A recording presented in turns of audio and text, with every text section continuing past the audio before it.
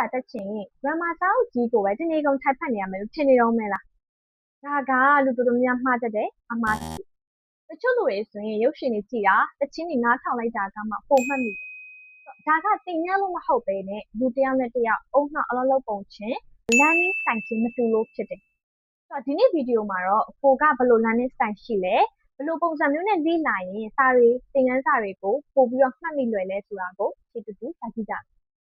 ။လွယ်ဆုံးပြောရမယ်ဆိုရင်လူတွေမှာ learning style ၃မျိုးရှိတယ်။နံပါတ်1 visual learner အမြင်နဲ့လေ့လာတဲ့သူ။ဒီလိုလူတွေကပုံတွေ၊ဇယားတွေ၊ဗီဒီယိုတွေကိုကြည့်ရတိုက်တဲ့သူစာဖတ်နေအောင်မှခေါင်းထဲမှာပုံဖော်နေတတ်တဲ့သူnote တွေသင်ခန်းစာတွေမှတ်တဲ့အခါအယောင်လေးတွေနဲ့မှတ်တတ်တဲ့သူကို visual learner အမြင်နဲ့လေ့လာတဲ့သူလို့သတ်မှတ်လို့ရတယ်။နံပါတ်2 auditory learner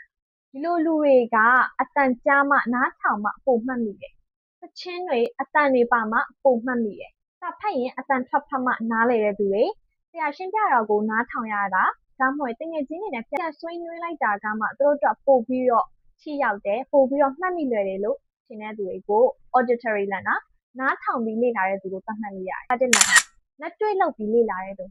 ဒီလိုလူတွေကစာဖတ်ရုံနဲ့မလုံလောက်ပဲနဲ့ကိုယ်တိုင်လုပ်ကြည့်မှပိုနားလည်တဲ့သူတွေလမ်းလျှောက်ရင်ဒါမှမဟုတ်လှုပ်ရှားရင်းနဲ့စာဖတ်တဲ့အခါပို့ပြီးတော့မှတ်မိလွယ်တဲ့သူတွေဝတ္ထုပစ္စည်းတွေကိုကိုယ်တိုင်ကင်ကြည့်မှမှတ်မိမယ်။ကင်ကြည့်မယ်လုပ်ကြည့်မယ်မှားမယ်ပြင်မယ်ဒီလိုလူတွေကို study learner လက်တွေ့လုပ်ပြီးလေ့လာတဲ့သူကိုသတ်မှတ်လို့ရတယ်။ဒီနေရာမှာလူတော်တော်များမှားတတ်တာကကိုကဒီနည်းလမ်းနဲ့လုပ်မှငါရမှာငါကဒီနည်းလမ်းနဲ့ပဲလုပ်မှပို့ပြီးတော့မှတ်မိတာဆိုပြီးတော့နည်းလမ်းတစ်ခုတည်းကိုစွတ်လုပ်နေကြတာဒီလိုမျိုးနည်းလမ်းတွေကိုသိထားတာကောင်းတယ်ဒါပေမဲ့ပို့ပြီးတော့ကျွမ်းကျင်ချင်တယ်ပို့ပြီးတော့မှတ်မိချင်တယ်ဆိုရင်တော့နည်းလမ်း၃ခုလုံးကိုလုပ်တာအကောင်းဆုံးပဲအခုကြည့်နေတဲ့သူကဘယ်လိုလေ့လာတဲ့သူလဲ comment မှာရေးခဲ့ပေးပါ Thank you for watching see you